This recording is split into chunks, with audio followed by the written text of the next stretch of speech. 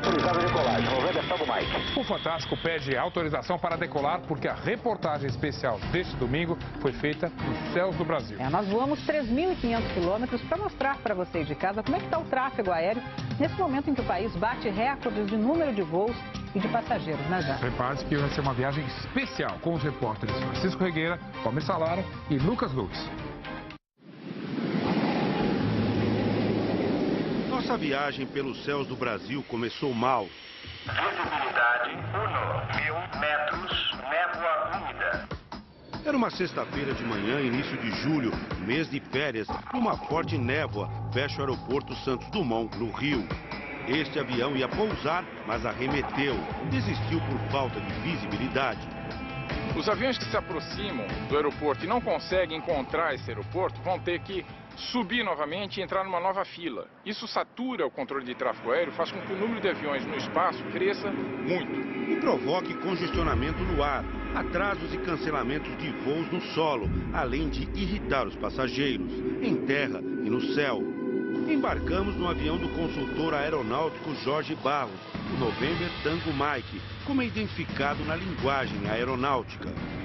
O quarto mais movimentado aeroporto do Brasil, 5 horas depois do previsto, enfim, a viagem pode começar. Estamos autorizados da partida. Depois de aquecer o motor, vem a outra etapa, que é conseguir um espaço entre os aviões do aeroporto para nós conseguirmos decolar. Tem 3 aeronaves na nossa frente, eles têm que aguardar uma aeronave pousar para que libere uma outra, porque as pistas não podem ser operadas simultaneamente. O movimento de aviões visto da cabeceira da pista, onde esperamos por mais de 20 minutos, é impressionante, um atrás do outro. Nos últimos 5 anos, os pousos e decolagens cresceram 53% no Brasil. O número de passageiros, 83%. Autorizado a decolagem. November Tango Mike. Tango Mike. Acabamos de decolar e a torre alerta para um avião perto de nós. November Tango Mike, prossiga sob regras de voo visual, atento à aeronave sentido contrário, ok? Tango Mike. Pouco depois... November Tango Mike, existe um tráfego a 10 milhas no rumo oposto visual.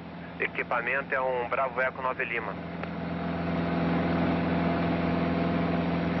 Nosso primeiro destino é Belo Horizonte e o comandante Jorge precisa saber como está o tempo por lá.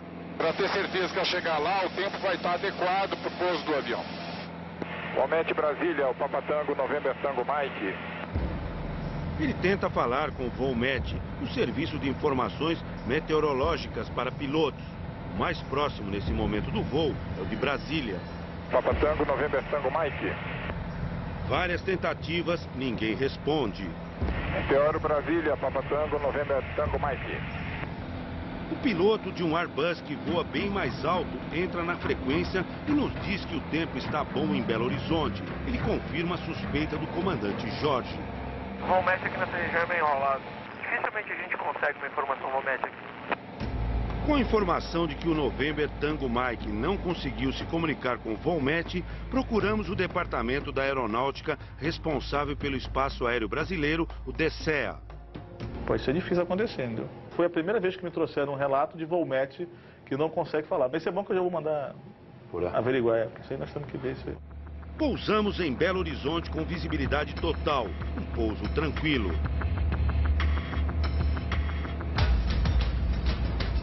Mas já no trecho seguinte, um susto. Jorge faz contato com a Torre de Brasília, nosso próximo destino, e a controladora diz que não sabe da nossa existência. Afirma Papa Tango November Tango Mike, no momento nós não temos a visualização da sua aeronave. Ok, nós estamos na radial 191. Tentamos passar as nossas coordenadas, mas somos interrompidos por outras conversas de pilotos com a torre. 148 milhas de Paracatu. Trip 54 para início descida. Brasília, o November 482 Serra, condições visuais propõe. O Brasília, o Trip 5484 para início descida. Brasília, November Tango Mike. Até que um minuto depois, o comandante consegue passar o código pelo qual deveríamos estar sendo identificados na tela da controladora. 0236, Centro Brasília Ciente, nós agora estamos recebendo a sua visualização, mantendo 084. Imagina se nessa situação nós tivéssemos uma emergência a bordo e eu colocasse no transponder o código de emergência. Ele não vê. Na realidade, tem que se identificar qual foi o problema para poder ver o que aconteceu na prática, porque isso aí não é uma situação normal de se acontecer. Aí é difícil dizer se a falta de visualização radar lá na tela do controlador é uma questão de qualidade e manutenção dos equipamentos ou se é uma pura questão de falta de atenção do controlador. A falta de atenção de controladores é apontada como uma das causas de uma das piores tragédias da aviação brasileira, o choque entre um jato Legacy 600 e um Boeing da Gol em pleno ar. O escritor Ivan Santana, que já lançou 3 livros sobre desastres aéreos, pesquisou o caso. A colisão do Gol contra o Legacy foi causada por negligência e imperícia, tanto dos 2 pilotos do Legacy, como por negligência e imperícia dos controladores da Torre de Brasília. Em 2006, ao decolar em São José dos Campos, o Legacy recebeu autorização do controle para voar no nível 370, até o destino final, Manaus. Foi a primeira falha. Essa altitude valia só para o trecho inicial. Em Brasília, teria que ser trocado para 360. Ao passar por Brasília, outra falta de atenção. O Legacy continuava no nível 370, mas ninguém no controle percebe. Dali até Manaus, o nível 370 é uma via de mão única exclusiva para o sentido norte-sul, ou seja, a direção oposta do Legacy. Na altitude e nos sentidos certos, vinha do norte o Boeing 737 da Gol, com 154 pessoas a bordo. O Fantástico conversou com um dos controladores responsáveis por acompanhar o Legacy e o Boeing na tela, e que deveria ter alertado os pilotos sobre a altitude correta.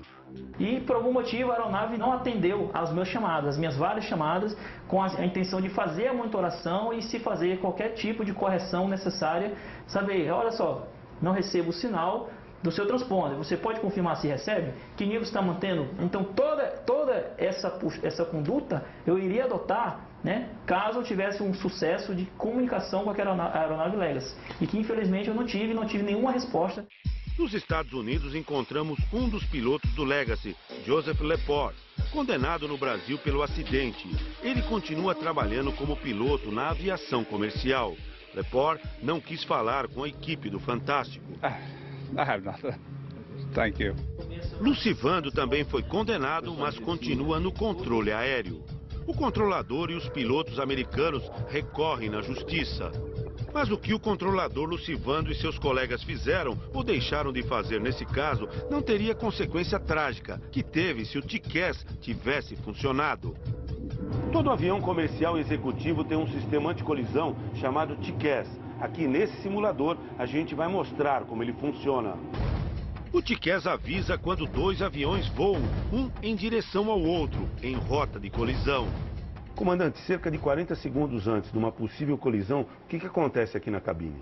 Esse avião que está aqui representado por um losango vazado, ele vai ficar cheio em amarelo. Olha lá. Ele fica em amarelo e dá o aviso sonoro de tráfego. E se os 2 aviões não mudarem de rumo? A 20 segundos da possível colisão, ele vai ficar vermelho e vai nos pedir uma manobra evasiva. Se os 2 aviões estão em velocidade de cruzeiro, em torno de 900 km por hora, 20 segundos antes significa 5 km de distância. Parece muito, mas é pouco no céu. Climb, ele nos pediu para subir. Climb não. Um avião recebe a indicação de subir e o outro de descer, sempre. Mas naquela tarde de 2006, o TCAS não funcionou. Uma hora antes, um dos pilotos do Legacy tinha desligado sem perceber o transponder, o equipamento que emite dados do voo para o controle em terra e para outros aviões. Se o transponder estiver desligado, o avião fica invisível para o TCAS. Os pilotos dos 2 aviões foram surpreendidos com um solavanco e um som seco de batida. O Legacy perdeu a ponta de uma das asas. O Boeing ficou sem 1/3 da asa esquerda e logo caiu. As 154 pessoas a bordo do voo da Gol morreram na hora. O Legacy pousou numa pista pequena 25 minutos depois da colisão. O TCAS devia ser usado como o último recurso, o último instrumento em caso de uma colisão aérea. Mas hoje no Brasil, com a economia aquecida e muitos aviões no ar, o que era para ser raro, aparentemente deixou de ser. Nós temos 24 relatórios que nos chegaram recentemente de incidentes considerados de médios para graves, sendo que todos, 80% deles, o TCAS, que é o anticolisão, que salvou essa quase colisão. Estava efetuando coordenações quando observei o alerta anticolisão. Quando retornei para a mesa do supervisor, as duas aeronaves realizaram manobra TCAS. Pilotos informaram a manobra determinada pelo TCAS. Esses incidentes aconteceram entre novembro do ano passado e março deste ano, em apenas um dos 4 SINDACTAs, os Centros de Controle Aéreo.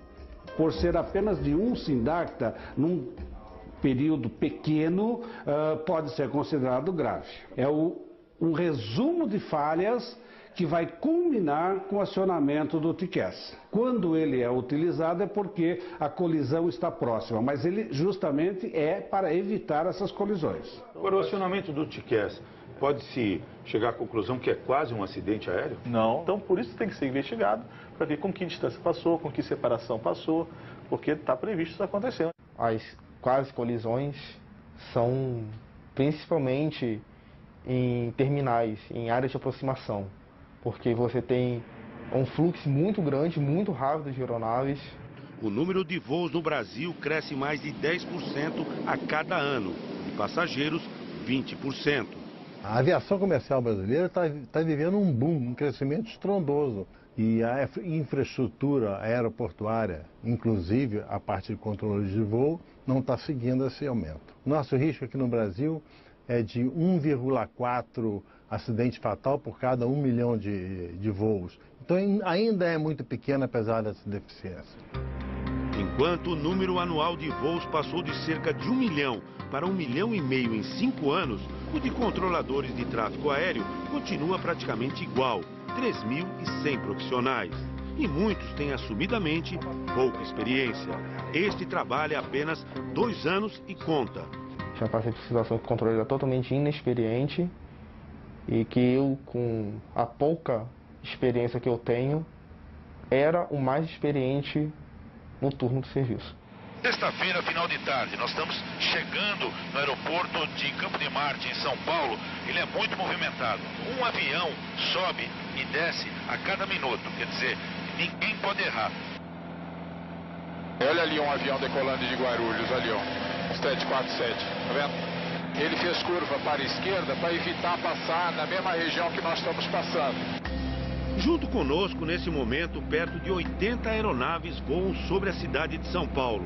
Esse é o número médio do horário de pico, cerca de 60 aviões e 20 helicópteros. Aerocênica, um avião pequeno também. Outro ali decolando aqui, ó, bem na frente aqui, ó. A Boeing 737. Pelo rádio ouvimos o trabalho frenético dos controladores para evitar que os aviões se aproximem demais uns dos outros. Suba para 4.500 pés, está livre a seção 4.500 pés. É um 747, Boeing 747, decolando de Guarulhos. Olha, vem outro ali em cima dele, ó. Ali, ó. Um pouco mais acima. Você está conversando com a gente, mas bem atento, porque os aviões pequenos, mas aí estão cruzando aqui, do nosso lado, na nossa frente, é isso? Além dos aviões, dos helicópteros, o piloto aqui precisa se preocupar também com balões e urubus. Opa, Novembro 7, forma que passou agora em cima de um balão. Passou sobre o balão, muito obrigado pela informação. Ok, à nossa esquerda, alguma aeronave se aproxima de Congonhas? À esquerda, sim, há uma aeronave, porém um helicóptero estacionado 0100, 3.300 pés de altitude do mesmo. Tango Mike, obrigado.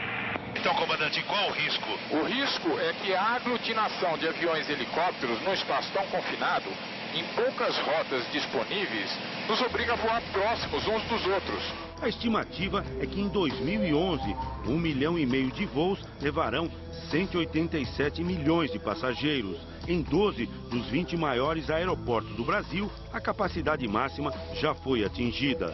Alguns aeroportos nossos, na hora pico, ele está no seu limite.